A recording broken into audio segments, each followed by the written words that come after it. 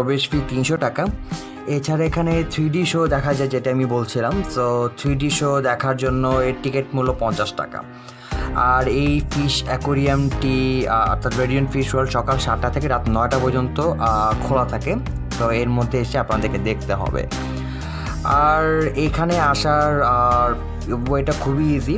So যে কোনো জায়গা থেকেই আপনি ইজি বাইক বা অটো রিক্সা দিয়ে যেতে পারবেন। আর আমরা যেখান থেকে এসছি, সো সেখান থেকে আমাদের অ্যাকচুয়ালি ভাড়া পড়েছে, আমরা একটা রিজার্ভ ইজি বাইক নিয়েছিলাম। তো যেখানে প্রায় আমাদের সারা সময়ের জন্য 300 টাকার মতো পড়েছিল আর কি। আর এমনিতে আপনি যদি রিজার্ভ নিয়ে নেন শুধুমাত্র রেডিয়েন্ট পর্যন্ত, সেক্ষেত্রে 50 থেকে 70 টাকা লাগবে আর কি। তো এই ফিশ ওয়ার্ল্ডটা পৌষি রেস্টুরেন্ট থেকে সামনের মোড় থেকে হাতের বাম পাশে অল্প কয়েকদম এগুলোই পেয়ে যাবেন।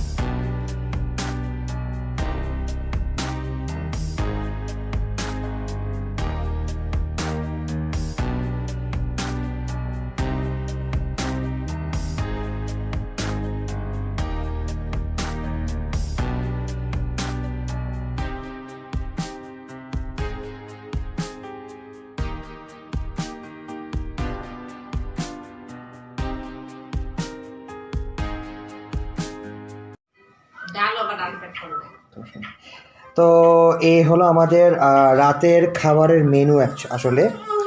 তো এটা আমাদের আমরা যে প্যাকেজটা নিয়েছিলাম সি ক্রাউন থেকে, সেই সি ক্রাউনের প্যাকেজের মধ্যে ইনক্লুডেড। তো এখানে মোটামুটি 2 জনের ভাত আছে, তো 2 জনের বেশি খেতে খাওয়া যাবে আর কি।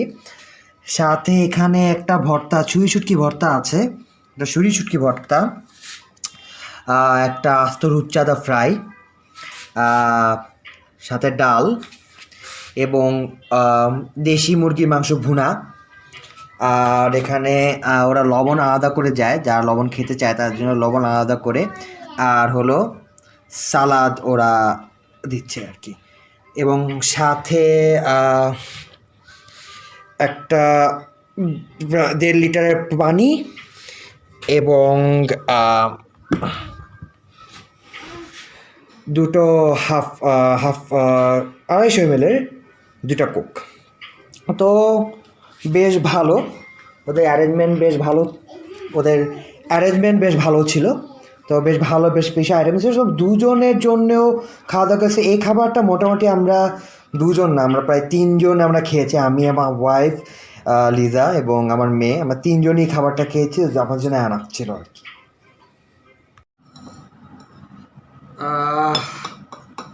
খাবার দাবার শেষ, রাতে ডিনার করা শেষ। তো খুব বেশি এক্সস্টেড লাগছিল। সো লিজা সাজেস্ট করলো যে একটু চা খাওয়া যাক। সো সারাদিন অ্যাকচুয়ালি ওভাবে চাটা খাওয়া হয়নি। তো চার অর্ডার দিতে গিয়ে আমি একটু মানে ভেপা জায়গা খাওয়ার মতো অবস্থা। যে রেড কার্ডে যেটা জানলাম যে চায়ের দাম প্রতি কাপ 50 টাকা করে, প্লাস ভ্যাট এবং সার্ভিস চার্জ অ্যাডেড। আমরা চিন্তা করলাম যে কি কি কি দিয়ে চা বানায়, 10 টাকা 20 টাকা হলেও তো যারা বুঝা দিয়ে 25 টাকাই বা হলো, কি মানে 50 টাকা চাতে কি দেয়। তো বললাম ঠিক আছে ট্রাই করা দেখা যাক। লিজা বললো যে ট্রাই করে দেখি। তো চাটাই খাচ্ছি এখন। অর্ডার দিয়ে এলাম মাত্র, অর্ডার দিয়ে গেল আমাদের রুমে অর্ডার দেওয়ার পরে। তো টোটাল সব কিছু মিলে 127 টাকার মতো পড়লো 2 জনের জন্য চা। চাটা খাচ্ছি আর কি।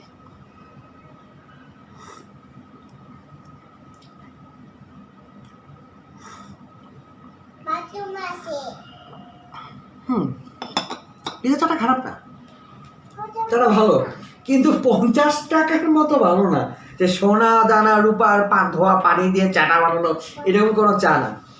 মানে স্টিল ওভার প্রাইস, মানে অনেক বেশি ওভার প্রাইস। কারণ 50 টাকার ভিতরে হয়তো সার্ভিস চার্জ তো ভ্যাট অ্যাড করে নিতে পারতো, কিন্তু 50 টাকার পরে service charge plus VAT add করা স্লাইটলি ওভার, স্লাইটলি বেশ ভালোই ওভার প্রাইস। টাইম আছে ভাবছো কেন? হ্যাঁ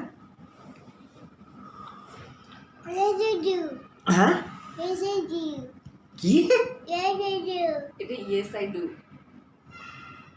তো ইয়েসের একটু ভালো মতো বলা যায় না?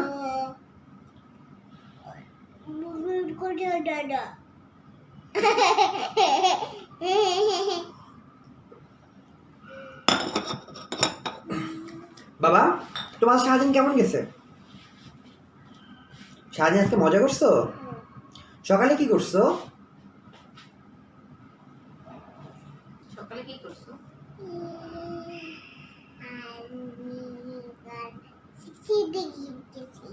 সকালে সি দেখতে গেছো? আমাদের মনে নেই। ওকে, তারপরে দুপুরে কি করছো? দুপুরে শনিবার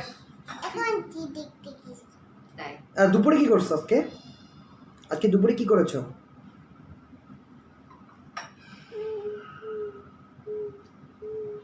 দুপুরে কি খেয়েছো সেটা বলো। রাতে কি খেয়েছো? না, রাতে বেলা কি খেয়েছো মনে নেই? হ্যাঁ, ভাত আর কি? ভাতের সাথে কি খেয়েছো রাতে? জোরে বলো। কিসের মাংস? মুরগির মাংস। কে খাইয়ে দিয়েছে? বাবা। আর দুপুরে ভাতের সাথে কি খেয়েছো?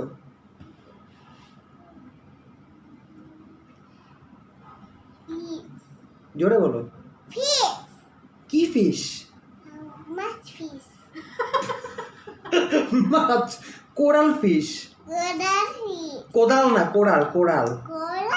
হ্যাঁ, কোরাল ফিশ। কে খাইয়ে দিয়েছে? বাবা। মামনি। দুপুরে না মামনি খাইয়ে দিল। আকাশ থেকে বললো কারকে? মামুনি না। তোর এসলে আকাশ থেকে বললো কেন? হ্যাঁ, না না, মামনি খাইয়ে দিয়েছে। তারপরে তুমি সন্ধ্যায় কি খেয়েছো? Octopus fry. হ্যাঁ, তারপরে রাতের বেলা কোথায় গিয়েছিলে? কোকোনাট খেতে।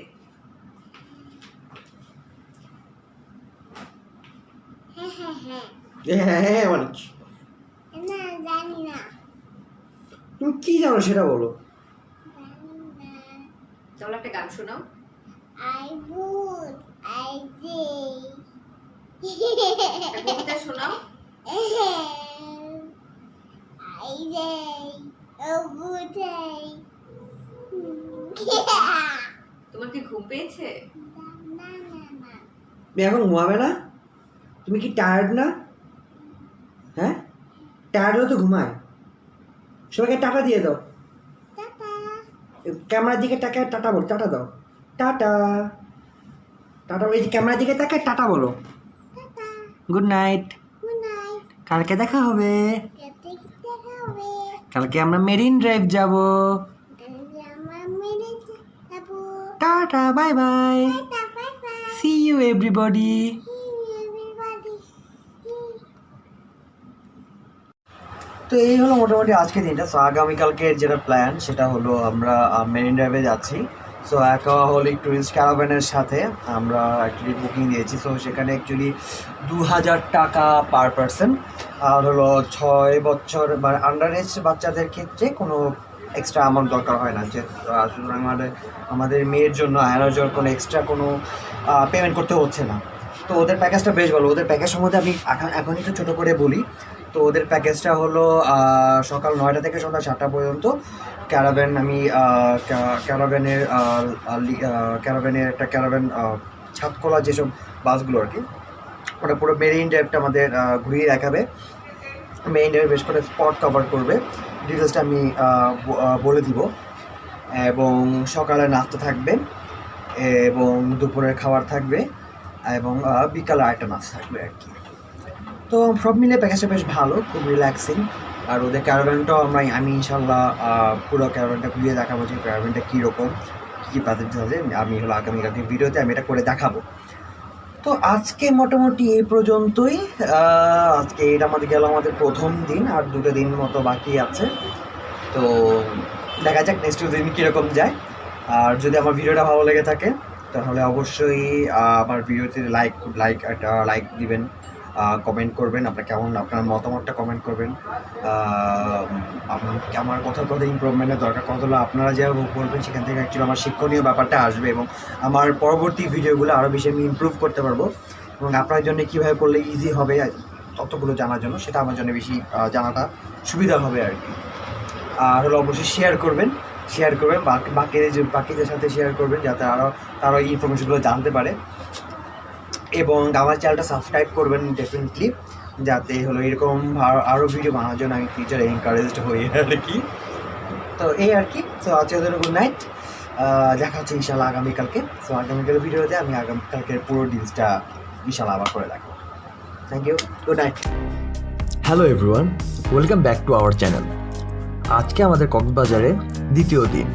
তো আজকে আমাদের প্ল্যান আছে সকালে আমাদের হোটেলে বুফে ব্রেকফাস্ট, যা আমাদের প্যাকেজের অন্তর্ভুক্ত। এরপর সকাল 9:20-এ অ্যাকোহলিক ক্যারাভ্যান আমাদের পিক করবে হোটেলের সামনে থেকে। এরপর তাদের সাথে আমাদের সারাদিনের প্ল্যান মেরিন ড্রাইভ ঘুরে দেখা। কক্সবাজার ট্যুর নিয়ে আমাদের ব্লগের প্রথম পার্ট আমাদের চ্যানেলে দেওয়া আছে, যেখানে ভ্রমণের বেশ বিস্তারিত ও গুরুত্বপূর্ণ আলোচনা করা আছে খরচসহ, তাই প্রথম পার্টটি অবশ্যই দেখে নেবেন। আর এই ভিডিওর শুরু থেকে শেষ পর্যন্ত দেখবেন, নইলে অনেক কিছু মিস করে যাবেন। তো চলুন সকালের বুফে নাস্তা সেরে নেওয়া যাক। সকালে যারা হোটেলে নাস্তা করছে তাদেরকে হোটেল রিসেপশন থেকে টোকেন সংগ্রহ করতে হবে। রিসেপশনে গিয়ে আপনার রুম নাম্বার বললেই আপনাকে টোকেন দিয়ে দেওয়া হবে, আর এই টোকেনটি রেস্টুরেন্টের কাউন্টারে আপনাকে জমা দিতে হবে। সকালের বুফে নাস্তায় ছিল পরোটা, ভাজি, ডাল, ডিম ভাজি, সুজির হালুয়া, চিকেন পোলাও, ম্যাঙ্গো আর অরেঞ্জ জুস, চা এবং কফি। পুরোটাই বুফে, তাই যত ইচ্ছা তত খেতে পারেন। আমরা যেহেতু অ্যাকোহলিক ক্যারাভ্যানেও নাস্তা পাবো, তাই আমরা বেশি কিছু খাইনি। আমরা আমাদের ব্রেকফাস্ট শেষ করে হোটেলের বাইরে এসে দাঁড়াই। ঠিক 9:20 অ্যাকোহলিক ক্যারাভ্যান আমাদেরকে পিক করার জন্য হোটেলের সামনে আসে। প্রথমে লিজা বেশ ভ্যাবাচাকা খেয়ে যায়, এ তো দেখি চাঁদের গাড়ি। এরপর আমরা জানতে পারি মেরিন ড্রাইভে ইনানি খালের উপর একটি লোহার ব্রিজ আছে, যার অবস্থা খুব একটা ভালো না, এবং কাঠের তৈরি বিশাল ক্যারাভ্যানের লোড নেওয়া ওই ব্রিজের পক্ষে সম্ভব না। তাই আমরা ইনানি খালের উপর থেকে ওপার থেকে ক্যারাভ্যানে উঠব, এবং সেখানেই সকালের নাস্তা ক্যারাভ্যানের পক্ষ থেকে দেওয়া হবে। এটাও জানলাম যে ব্যাপারটা খুবই সাময়িক, এবং ব্রিজ মেরামতের কাজ খুব তাড়াতাড়ি বাংলাদেশ আর্মি শুরু করবে। এরপর কক্সবাজার থেকে ক্যারাভ্যান ছেড়ে যাবে। ব্যাপারটা বেশ ভালোই হয়েছিল, কারণ চাঁদের গাড়িতে দাঁড়িয়ে মেরিন ড্রাইভের সৌন্দর্য দেখার ব্যাপারটা অন্যরকম। এক পাশে উঁচু উঁচু পাহাড়, আর অন্য পাশে সৈকতে আছড়ে পড়ছে সমুদ্র। আহা, কি সেই দৃশ্য! মনে হয় জীবনটা এখানেই। পথে আমাদের যাত্রাবিরতি ছিল হিমছড়ির সমুদ্র সৈকতে। সেখানে আমরা বেশ কিছুক্ষণ সময় কাটাই। মেরিন ড্রাইভ সম্পর্কে একটু বলে নিই। Cox's Bazar Teknaf marine drive 80 kilometre দীর্ঘ একটি সড়ক, যা বঙ্গোপসাগরের পাশ দিয়ে কক্সবাজারের কলাতলি সৈকত থেকে টেকনাফ পর্যন্ত বিস্তৃত। এটি বর্তমানে বিশ্বের দীর্ঘতম মেরিন ড্রাইভ সড়ক। 2017 সালের 6 মে এটি বাংলাদেশের বর্তমান প্রধানমন্ত্রী শেখ হাসিনা উদ্বোধন করেন। এই সড়ক নির্মাণের পরিকল্পনা করা হয় 1989 সালে। 1993 সালে তৎকালীন সরকার 48 কিলোমিটার দীর্ঘ মেরিন ড্রাইভ প্রকল্প গ্রহণ করে। তবে 2 কিলোমিটার সড়ক নির্মাণের পর এর কাজ বন্ধ হয়ে যায়, এবং সড়কটি সাগরের প্রবল স্রোতে বিলীন হয়ে যায়। পরবর্তীতে 1995 সালে এর নির্মাণ কাজ পুনরায় শুরু হয়। মাঝে কয়েক বছর কাজ বন্ধ থেকে পুনরায় 2008 সালে এই নির্মাণ কাজ শুরু করা হয়। বাংলাদেশ সড়ক ও জনপথ বিভাগের অধীনে এটি নির্মাণ কাজ পরিচালনা করে বাংলাদেশ সেনাবাহিনী, এবং বর্তমানে এর রক্ষণাবেক্ষণ এবং এর টোটাল নিরাপত্তার সার্বক্ষণিক ব্যাপারটা বাংলাদেশ সেনাবাহিনীর অধীনে। 3টি ধাপে মেরিন ড্রাইভটি নির্মাণ করা হয়েছে। প্রথম ধাপে কক্সবাজার শহরের কলাতলি থেকে ইনানি পর্যন্ত 24 কিলোমিটার, দ্বিতীয় ধাপে শিরখালী থেকে টেকনাফ সদর পর্যন্ত 24 কিলোমিটার, এবং শেষ ধাপে শিরখালী থেকে টেকনাফের সাবরাং, যাকে 0 পয়েন্টও বলা হয়, ওই পর্যন্ত 32 কিলোমিটার সড়ক তৈরি করা হয়। এর নির্মাণ কাজ 2018 সালে শেষ হওয়ার কথা থাকলেও 1 বছর আগেই তা শেষ হয়ে যায়।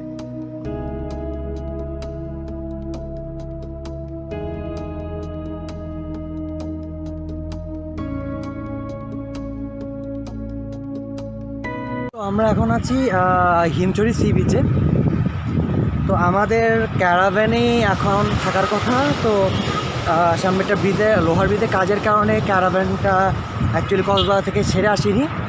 তো লোহার ব্রিজটা ক্রস করে এখান থেকে হয়তো আর 10 মিনিটের মতো লাগবে। 10 মিনিট ক্রস করে আমরা ক্যারাভ্যানে উঠবো। ওখান থেকে আমরা ক্যারাভ্যান করেই আমরা মোটামুটি বাকি বিচগুলো ঘুরবো, লাইক মিনানি বিচ বা অ্যাকোয়া বিচ, এই আমার বাকি যে জায়গাগুলো আছে আর কি। এবং ক্যারাভ্যানে আমাদের সকালে নাস্তা দেওয়া হবে। সকালের নাস্তার মেনু হলো স্যান্ডউইচে দেওয়ার কথা। বেশ অলরেডি লেট, আমরা হোটেল থেকে অলরেডি নাস্তা করে বেরিয়েছি, তো যার কোনো সমস্যা নেই। আর দুপুরে লাঞ্চের ব্যবস্থা ক্যারাভ্যান থেকে হবে। তো ক্যারাভ্যান আমরা মোটামুটি হয়তো বা 5টা-6টা পর্যন্ত থাকবো। তারপরে সেমভাবে আবার এরকম জিপের গাড়িতে করে লোহার ব্রিজের আগে থেকে আমাদের যার যার হোটেলে ড্রপ করবে আর কি। তো এই হলো, আর হলো মোটামুটি এই হলো হিমছড়ি সি বিচ। তো অসাধারণ একটা সি বিচ এবং খুবই নিরিবিলি। কক্সবাজারের লাবণী বা কলাতলি বা সুগন্ধা বিচের মতো কোনোভাবে ক্রাউডেড না। এবং এখানে আপনারা অবশ্যই সকালবেলা আসা ট্রাই করবেন, কারণ সকালে আসলে অ্যাকচুয়ালি হলো সমুদ্রের আসল সৌন্দর্যটা অ্যাকচুয়ালি বোঝা যায় এবং আসল সৌন্দর্যটা আপনারা উপভোগ করতে পারবেন। তো সকালবেলা আসাটাই এখানে খুব ভালো, কারণ এখানে দেখেন, আপনারা দেখছেন যে সবাই মোটামুটি অনেকেই চলে আসছে এখন, সবাই সমুদ্রে নামছে বা সমুদ্রে পা দিয়ে যাচ্ছে। খুবই অসাধারণ। আরেকটা জিনিস বলে রাখি, বেশ কিছু জায়গায় হলো আপনার আর্মিদের চেকপোস্ট আছে। সো যেসব জায়গায় আর্মির চেকপোস্ট আছে সেসব জায়গায় ছবি তুলবেন না। আর ছবি তুললে সাধারণত অনেক সময় ঝামেলা করতে পারে। আর কখনই যদি আপনারা যেরকম জিপ নিয়ে আসেন, আমরা চাঁদের গাড়ি বলি, তো চাঁদের গাড়িতে কখনোই আর্মির চেকপোস্টের আগে বসে যাবেন। দাঁড়িয়ে থাকলে বসে যাবেন, দাঁড়িয়ে থাকবেন না। দাঁড়িয়ে থাকলে ওরা ধরে এবং কারণ যেহেতু ওরা খুব রিস্কি, অনেক সময় জরিমানাও করে। তো দাঁড়িয়ে থাকবেন না, বসে থাকবেন। আর কক্সবাজার থেকে যদি কারো যদি চাঁদের গাড়ি নিয়ে আসতে চান, সারাদিনে রিজার্ভ করলে আপনার 2500 টাকার মতো পড়ে। ওরা আপনাদেরকে বেশ কয়েকটা স্পট ঘুরে দেখাবে। ওদের সাথে আগে থেকে কথাবার্তা বলে চুক্তি করে নেবেন, দরদাম করে নেবেন, কারণ ট্যুরিস্ট সিজনগুলোতে অর্থাৎ আপনার অক্টোবর থেকে জানুয়ারি ফেব্রুয়ারি পর্যন্ত একটু বেশি থাকে আর কি, প্রায় 3,500-4,000 টাকাও চাইতে পারে। তো আপনারা দরদাম করে নেবেন, দরদাম করে নিলে তাহলে আপনার জন্য ব্যাপারটা রিজনেবল হবে আর কি। আর এছাড়া অবশ্যই আমি নিচে দিয়ে দিব আর অ্যাকোহলিক টুরিস্ট ক্যারাভ্যানের কন্ট্যাক্ট নাম্বার দিয়ে দিব এবং ডিটেলসের লিঙ্ক দিয়ে দিব। ওখান থেকে আপনারা দেখতে পারেন ওরা কোন স্পট ঘুরে দেখাবে এবং চাইলে আপনারা ওদের সাথেও আসতে পারেন। সেক্ষেত্রে হলো পার পার্সন 2,000 টাকা করে